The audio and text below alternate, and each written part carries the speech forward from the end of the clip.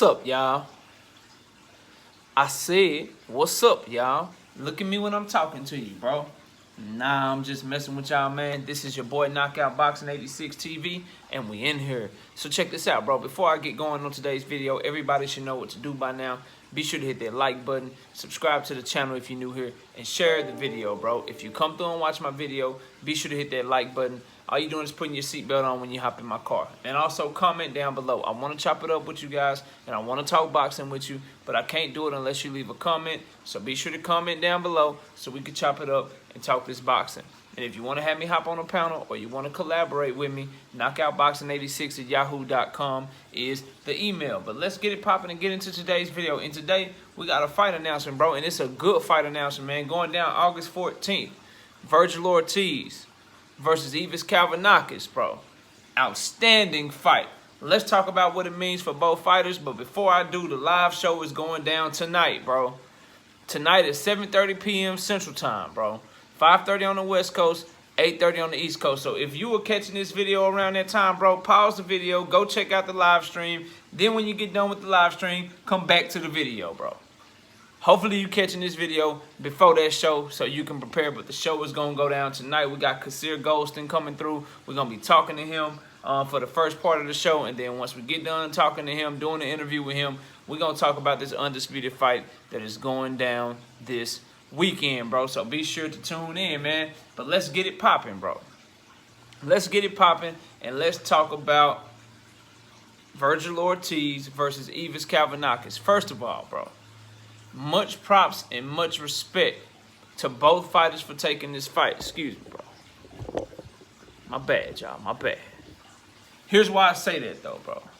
Kavaliauskas, Mean Machine, bro. For those of y'all that don't know him, I don't want to assume everybody that's watching the video knows him. He is the fighter that fought Terrence Crawford right before Kell Brook fought Terrence Crawford. You know, he actually dropped Terrence Crawford in that fight. A lot of people, you know, the judges didn't rule it as a knockdown, bro, but you can see that he visibly hurt Terrence Crawford and knocked him down. But then Terrence Crawford, being the fighter that he is, he turned up, got Egidijus Kalvaliauskas out of there. So Kalvaliauskas has been in the ring with some top opponents, bro. Obviously, Terrence Crawford. And for him, you know, that name and that buzz that he got off of Terrence Crawford, bro, for him to still come off of that and be willing to take on a challenge like Vergil Ortiz, bro, to be willing to take on Vergil Ortiz, it speaks volumes to the competitiveness of Kalvaliauskas. And he could have went on some tour with his little bit of buzz, you know what I'm saying, from fighting Crawford. He could have went on some tour and bashed a couple of bums, made some money, you know, and then took on the challenge. But he's right back into the thick of things, right back into the fray, bro. Right back into the fray against Vergil Ortiz, right here out of Grand Prairie, bro. Dallas, Texas area. Stand up, Vergil. Stand up. It's my understanding that they're fighting in Texas. I don't know if they announced where in Texas, but they are fighting here in Texas. I hope it's in the Dallas area, bro, so I can go check it out. But with that being said, bro, Vergil Ortiz is being moved very, very well. He just fought Maurice Hooker, bro. Stopped Maurice Hooker. Now, he stopped Maurice Hooker because Maurice Hooker suffered a hand injury. But I ain't going to hold y'all, bro. I ain't going to bullshit y'all. I'm going to keep it real. Vergil Ortiz was on the way to stopping Maurice Hooker anyway, bro. Like, y'all know how we come on this channel. I have a 67-15 prediction record, bro. I picked Vergil Ortiz by stoppage in that fight. Go check it out. But the reason that I thought he would stop him, bro, and he was about a round or two away from doing it, his body shots started deteriorating Maurice Hooker. Maurice Hooker started slowing down. Vergil Ortiz was visibly landing the more eye-catching shots. And you can see the power behind his shots as he was pushing Maurice Hooker back. Maurice Hooker was putting up a fight like he always do. You know, that fight-or-flight response, he got all fight. He ain't flying from shit. It's Maurice Hooker. He a soldier. He a warrior. Dallas, Texas as well. You know what I'm saying? Representing. But Vergil Ortiz is his pressure, his body work, his tenacity, and his aggressiveness was taking that fight over anyway. So for people that say Maurice Hooker only lost that fight because he got hurt, bro, I would ask you to go watch that fight again. Maybe watch it with a more objective eye, because if you really was watching it the way that I was watching it, you would see Vergil Ortiz is on his way to winning that fight anyway. The injury is no excuse. But for that, to come off of Maurice Hooker and then to take on Egidijus Kalvaliauskas, who I feel Does he have the skills of Maurice Hooker? No. But I believe he's more rugged. He's more tough. He's more physically strong because he's a natural 147-pound competitor. He's not coming up in weight how Maurice Hooker was coming up in weight. You know what I'm saying? So I feel like this will be a test for Vergil Ortiz, bro. I think this is an absolutely great fight for both fighters. For Egidijus Kalvaliauskas, can you stop, you know, and beat the progress of the young, hungry Vergil Ortiz? Can you stake your claim to continue to be a top contender and maybe put yourself in position to challenge for a title again? Because, see, that's what has to happen in situations like this, bro. Like, Vergil Ortiz is on the fast track. We all know this. We all know he's one of the up-and-coming prospects, him along with Boots Ennis, that are on the fast track to possibly getting a world title shot soon. You can replace him if you Egidijus Kalvaliauskas by beating him, bro.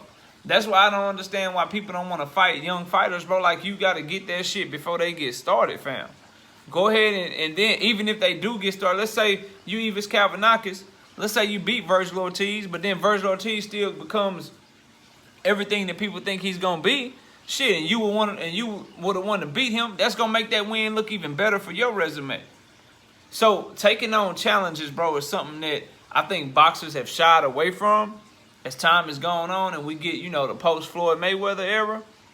But it's something that I think still holds weight, and I think people should still be looking to do. And so salute to Egidijus Kalvaliauskas for taking on this challenge. For Vergil Ortiz Jr., bro, he could take, you know what I'm saying, some easy path, you know what I'm saying, some lighter touch, so to speak. But for him to say, you know what, I just beat Maurice Hooker, former champion, I wanna take on an established 147-pounder. I want to continue to step it up. I want to continue to test myself. That speaks volume to his competitive spirit. And it shows that he really wants to fight top guys, because what do I always tell you, bro? I always tell y'all, if you want these top guys to fight you, you eliminate opponents for them, and you get similar opponents. So you can call them out and be like, look, bro, you fought such and such, you did this. When I fought him, I did that to him. I'm better than you. Now, do I believe in the triangle theory? No, bro, but it gives you a leg to stand on. It gives you ammunition. Let's say Vergil Ortiz goes out there, bro, and he beats Egidijus Kalvaliauskas by destruction, bro, by absolute annihilation. Goes in there, walks through him inside of 6 rounds. Never gets hurt. Never gets dropped. Just absolutely, positively ragdolls Egidijus Kalvaliauskas, bro. Let's say that shit happens for Vergil Ortiz. He need to get on that mic and be like, yo, Terrence, you got dropped by Buddy. Your fight was competitive. I mopped him. I'm better than you. Come see me. Y'all feel what I'm saying? Like, this fight has more than just what goes inside the ring. It's good for the business of Vergil Ortiz Jr. should he be able to pull it off. And furthermore, continuing that business conversation, right? Go look at the WBO rankings. Vergil Ortiz, #1 last time I looked at him in the welterweight division. So he can go not only talk his shit to Terrence Crawford. If I was him, I grab that microphone. I'll tell y'all exactly what I do. I grab that microphone. Let's say he beat the shit out of Egidijus Kalvaliauskas. Let's say that happens, bro. I ain't picking a fight yet, but let's say that happens. Walks through him, beats him up, stops him, bro. Let's say Vergil Ortiz does that shit, man. You grab that mic, you say, look, Terrence Crawford, you fought him, you struggled a little bit, you finally stopped him, but I ain't struggled one bit. I walked through his ass, beat the shit out of him. I want to see you next. Oh, and WBO, y'all got me #1? Y'all got me #1? I'm going to write the letter, but I want to petition right now in public. I want to be Terrence Crawford's mandatory. I want you to mandate that fight next. He needs to come see me. That's what you should do if you Vergil Ortiz Jr. And if you Terrence Crawford and his team, why not, bro? Why not, bro? Listen, I want y'all to do a project, bro. I want you to go through Terrence Crawford's resume at 147. At 147. Shit, you can go down to 140 if you want to. But 147, for the sake of this conversation, go to Terrence Crawford's resume, and I want you to tell me the fighter that you will pick to beat Vergil Ortiz Jr.?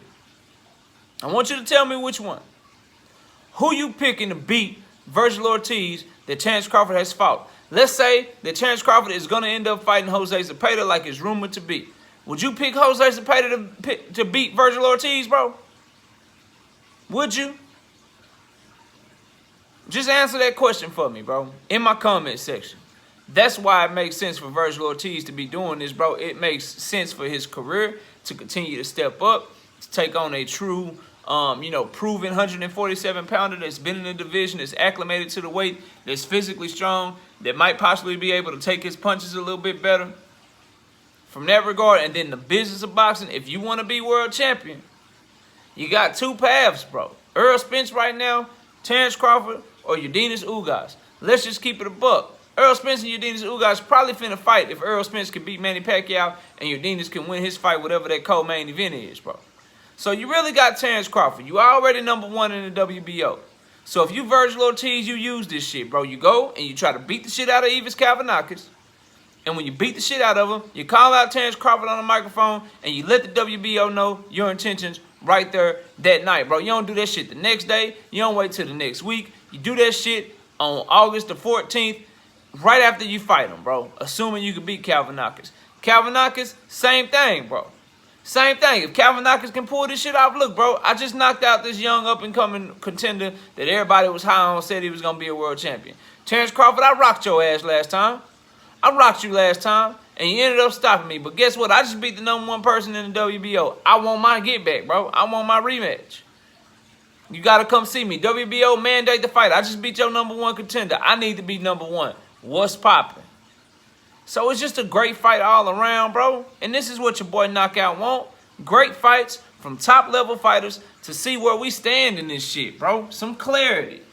And I can't wait to pick the fight. It's going to be a fun fight to pick. It'll be a good warm-up fight to pick before I pick the big fight the following weekend, bro. So overall, very excited for this fight announcement. Excited for both of these fighters' career. It's going to show us a lot about Vergil Ortiz. And for Egidijus Kalvaliauskas, I don't want to say it's his last time, bro, but when you get to the point in your career where you have challenged for a world title, and then you go from challenging for that world title to fight some hot, young, up-and-coming prospect, you on the verge of journeyman, bro. You on the verge. If you can't beat Vergil Ortiz, bro, you're going to start becoming the gatekeeper / journeyman, man. I'm just saying. It's harsh, but it's true. All right? Y'all let me know what y'all think down in the comment section. Comment down below. Hit the like, subscribe to the channel, hit the notification bell, and don't forget about the live show tonight, bro.